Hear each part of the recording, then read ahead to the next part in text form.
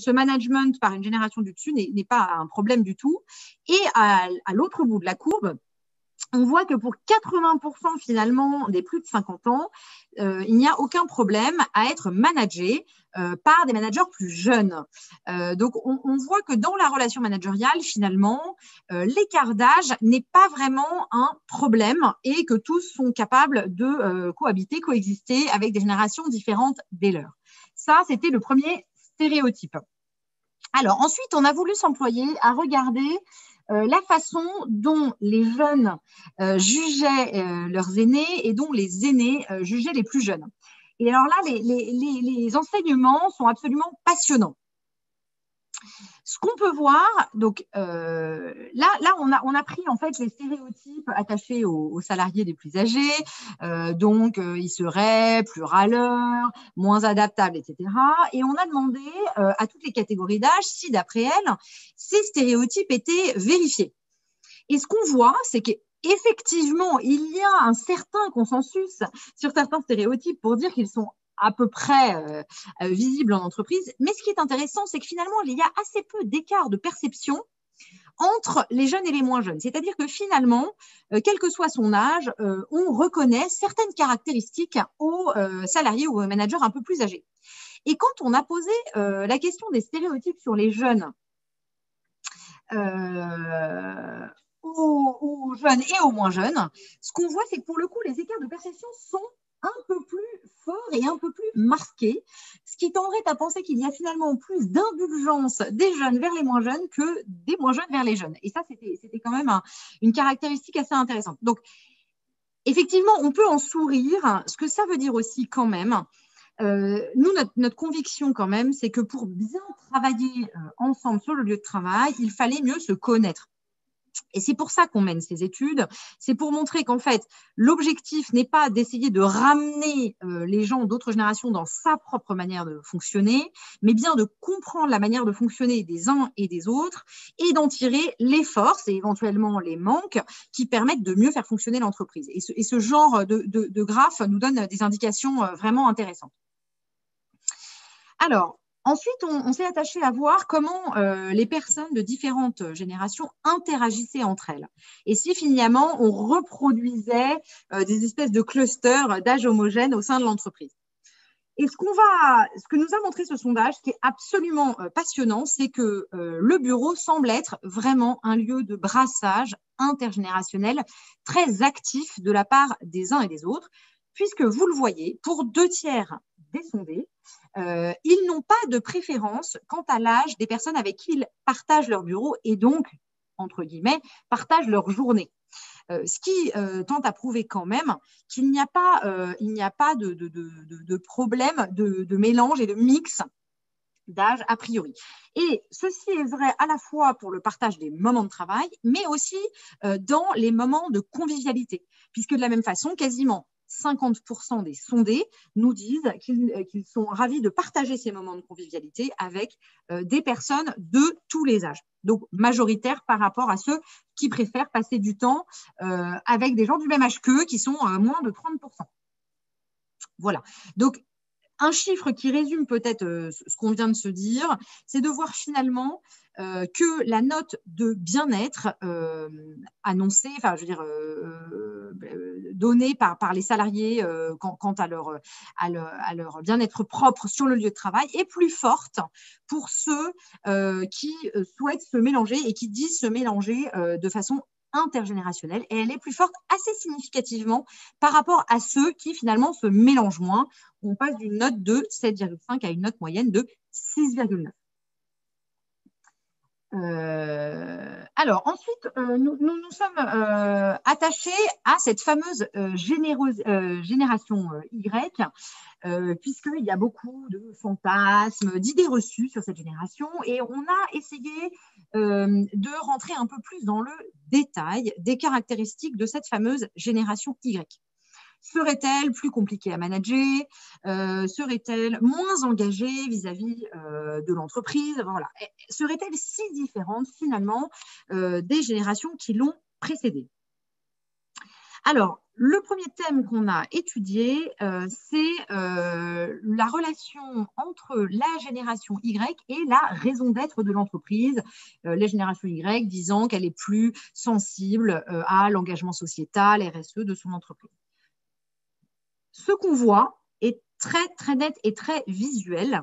Quel que soit l'âge, finalement, l'importance et le poids relatif de la raison d'être de l'entreprise versus sa rémunération propre est exactement la même, quels que soient les âges et les générations. Je ne sais pas si vous vous y attendiez, pour nous, c'était plutôt une surprise.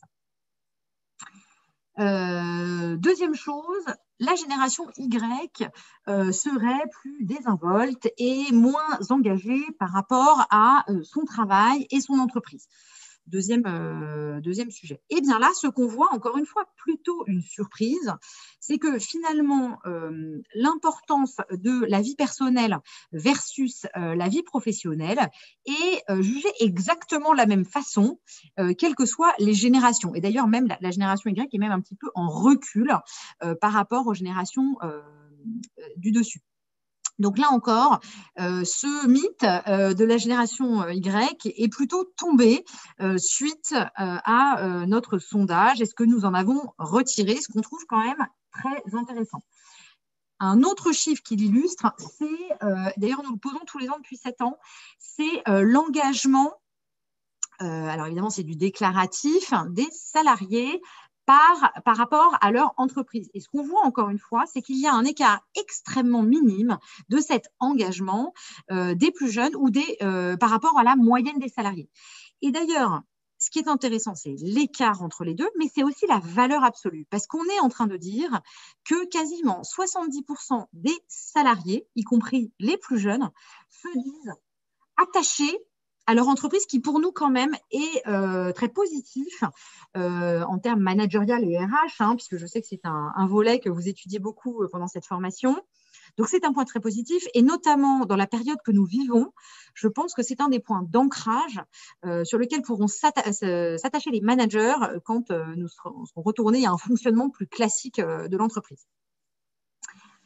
Alors, troisième sujet, la génération Y serait-elle plus exigeante ou plus sévère par rapport à son employeur? Eh bien, ce que nous montre ce graphe, c'est que, au contraire, la génération Y semble presque plus optimiste que ses aînés quant à l'intérêt que porterait son entreprise à l'individu et aux salariés qu'il est. Puisque finalement, on le voit à gauche, les résultats pour les moins de 35 versus la moyenne des salariés. Les moins de 35 se disent plus positifs quant à la prise en compte du bien-être par l'employeur, sur le jugement au mérite des salariés, sur le jugement à la performance et sur la prise en compte des avis personnels par l'entreprise. Donc, effectivement, finalement, la moyenne des salariés semble plus sévère par rapport au fonctionnement de l'entreprise que cette fameuse génération Y. Pour finir avec les stéréotypes de la génération Y, nous nous sommes attachés à regarder leur rapport à l'autorité et au management. Alors, nous l'avons vu, cette génération Y n'a pas de difficulté à être managée par des gens d'autres générations. Donc ça, nous en avons parlé. Mais ce graphe est à mon sens très intéressant. On voit aussi que quand on a posé la question, alors en français la question était est-ce que vos supérieurs vous rendent parfois la vie impossible? Et finalement, cet axiome est bien moins repris par les moins de 35 ans que par les plus de 35 ans. Voilà, puisque plus d'un tiers des salariés de plus de 35 ans jugent que parfois leurs employeurs leur rendent la vie impossible. Alors, c'est probablement lié quand même aux positions managériales des plus de 35 ans dans l'entreprise. Évidemment, c'est souvent en position managériale qu'on se retrouve plus en lien avec les stratégies globales et corporate. Mais quand même, ce chiffre, dans l'absolu, est intéressant, il me semble. Nous avons étudié, pour finir, le lien générationnel avec les outils numériques. Alors, ça me semble d'autant plus intéressant dans la période que nous vivons et que nous avons vécu cette dernière année, pour voir si finalement l'appréhension de ces outils numériques avait créé des gaps générationnels. Et finalement, ce qu'on voit, c'est que toutes les générations accordent la même importance à ces outils numériques dans le lien à la performance individuelle, ce qui tendrait à penser quand même qu'il finalement la marche d'accès voilà, à ces outils et le lien avec la performance n'est pas si élevé que ça entre les générations. Et de la même façon, et un peu par la négative, le stress entraîné par un usage trop fort et prononcé de ces outils numériques en dehors des heures de travail est finalement assez constant d'une génération à l'autre, ce qui tendrait à prouver que finalement toutes les générations gèrent et ressentent à peu près de la même façon l'intérêt et les limites à cause du stress généré des outils numériques sur la performance et leur bien-être en entreprise. En revanche, alors ça c'est peut-être un petit chiffre pour faire sourire, il y a quand même, on ne va pas se leurrer, des écarts de pratique, puisque si près de 55% des moins de 35 ans nous disent regarder leur réseau personnel pendant une journée de travail, ce chiffre tombe à moins d'un quart des salariés de plus de 50 ans. Il y a quand même des écarts générationnels, je vous le rassure. Mais je ne sais pas si finalement ça change tant que cela le fonctionnement en groupe et en entreprise. Donc, pour résumer, finalement, cette étude nous a plutôt fait déconstruire les stéréotypes que les conforter.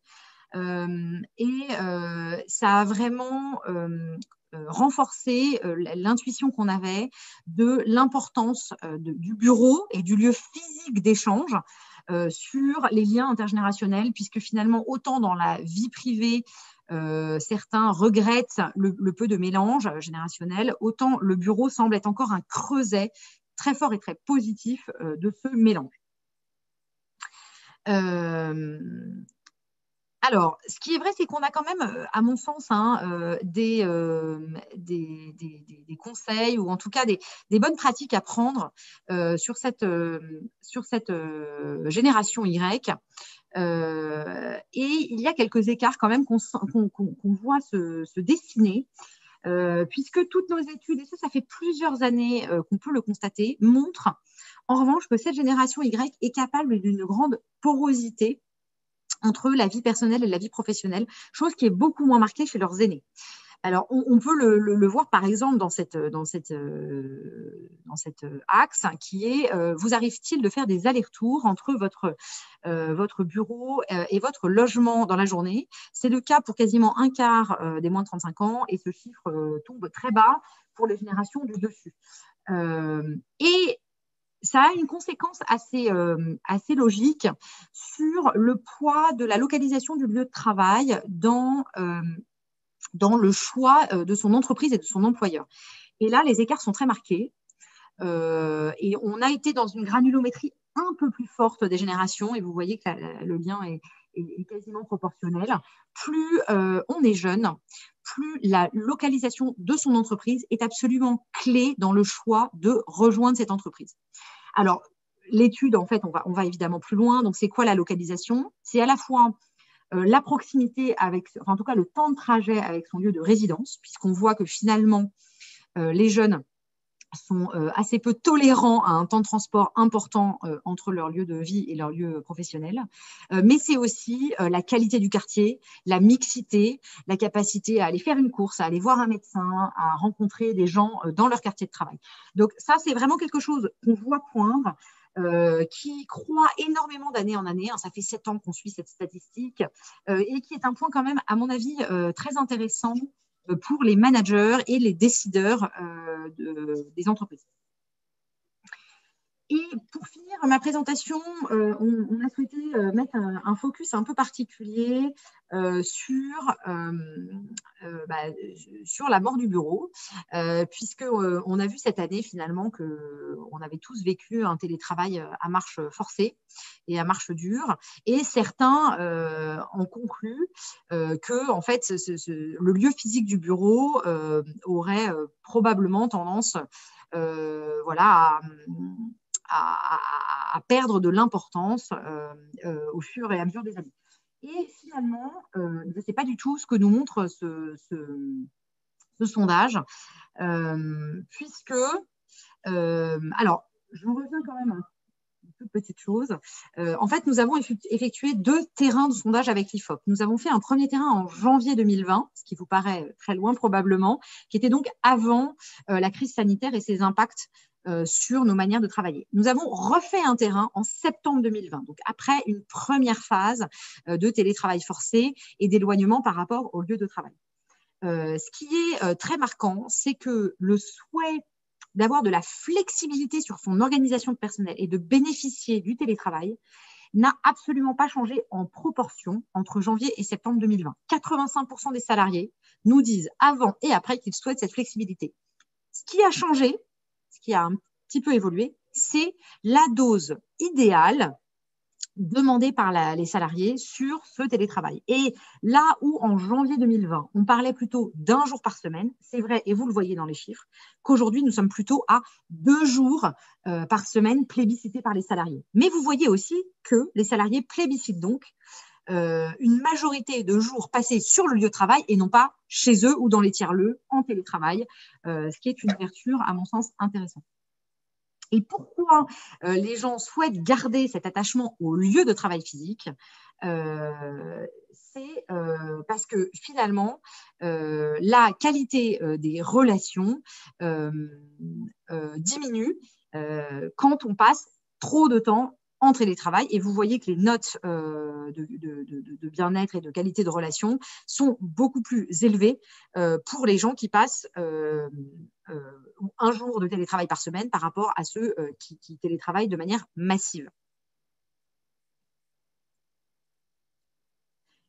Donc, pour nous, ce qui est clair, c'est que le lien social du lieu de travail est absolument majeur et c'est même la raison numéro 1 des salariés et le critère numéro 1 pour se rendre sur le lieu de travail. Et je sais qu'il y a des internationaux qui nous écoutent, c'est intéressant parce que ce chiffre n'est pas du tout le même, par exemple, à Londres. J'avais fait une étude comparative et vous allez le voir juste après. En France, le poids social du lieu de travail est très important et ne se vérifie pas forcément absolument partout.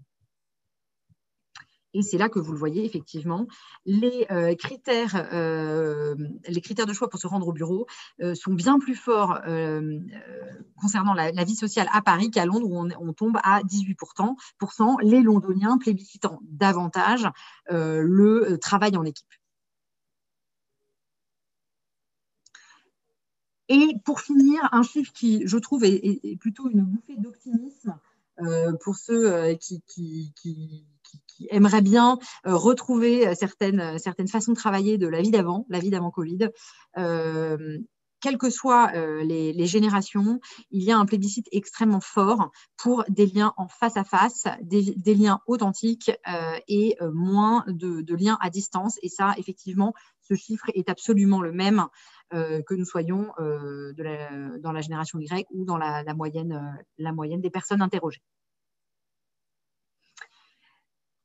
Donc, pour conclure, nous, ce qu'on a tiré en fait comme enseignement de toute cette étude, c'est que effectivement le lien physique et le lien social n'étaient pas une option aujourd'hui pour les salariés, mais bien une nécessité, à la fois pour leur engagement, pour la qualité de leur travail, mais aussi pour leur bien-être, ce qui tendrait à penser que nous avons tous, managers, du pain sur la planche pour retravailler dans cet écosystème d'échange réel dans les mois qui viennent. Je vous remercie beaucoup pour votre écoute.